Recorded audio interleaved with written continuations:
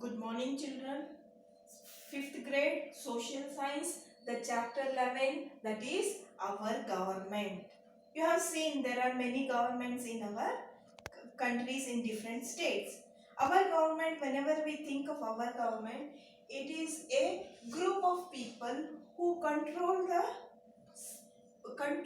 and make decisions for a particular country or for a particular state. It's a group of people. Every country have governments, different governments. For example, it may be a communist, it may be a democracy, it may be a left government, or it may be a right government. The government looks after the problems of the people and they try to find the solution for the problems. For it, they ensure that the people are following the laws and that there are peace and security in the country or a state. The main thing is to maintain the law and order and security for the state or the country people. There are many forms of government. There are, as I told you before, maybe a communist, maybe a democracy, maybe an elected government. The popular one is democracy. In India, we have democratic government. Democracy as a form of government is very popular. Democracy is the government of people, for the people, by the people. Democracy is of the people, by the people, for the people. That is, everything is on for the interest of people. This form of government can be traced back in classical Greece in 6th century. India is a democracy. In democracy, people can choose their leaders and by voting in a peaceful manner. Here in democracy, it's a freedom of vote and freedom to elect their choice. That is, they can elect anybody as their leaders. Next comes federal structure. In a federal structure of government, power is divided up between central national government, local state government. It's a federal structure in the sense power is divided between central government and state government. India has 28 states and 9 union territories. It has a central government that look after the whole country and state government that look after a particular state. In India, there are 3 lists, that is union list, the state list and the concurrent list. The central government makes the decision for items mentioned in the union list. For the items mentioned in the state list, the state government makes all the decisions. In certain circumstances, the parliament can also decide on the items in the state list. So, in some cases, parliament can take the decision on behalf of state.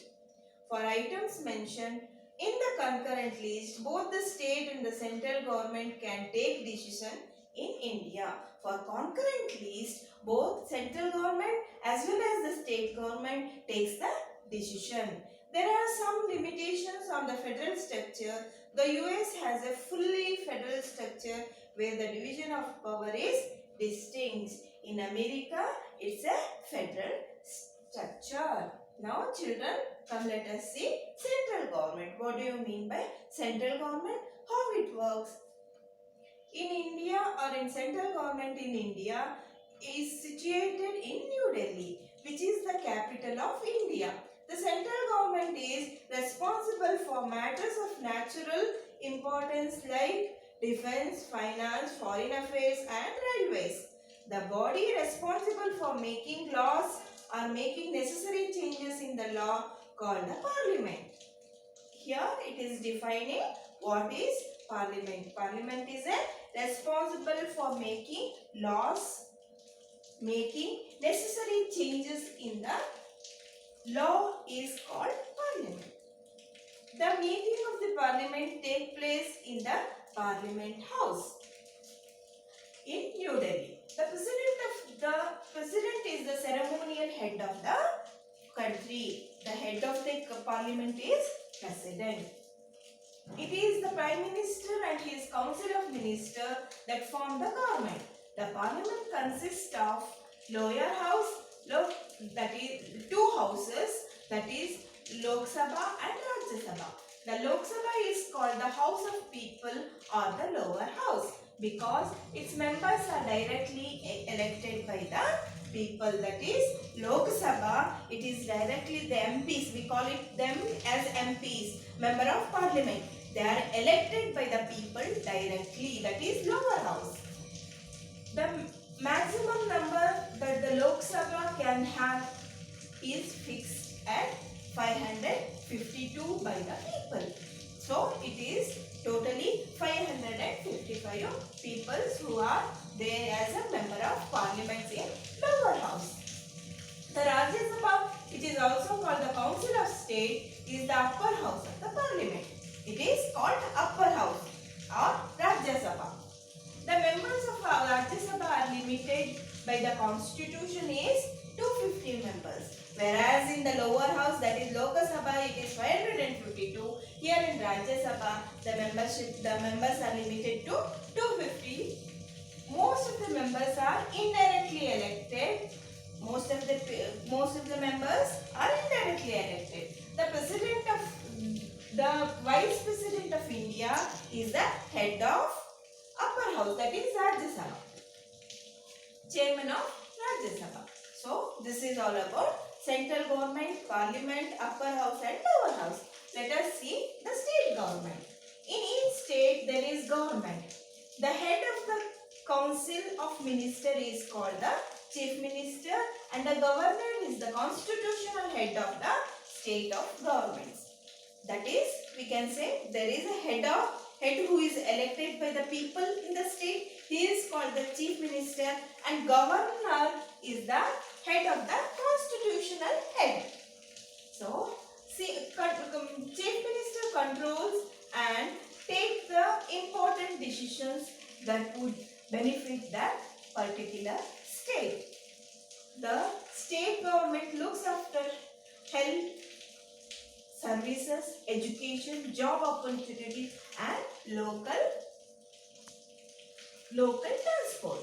Many states have two house of governments.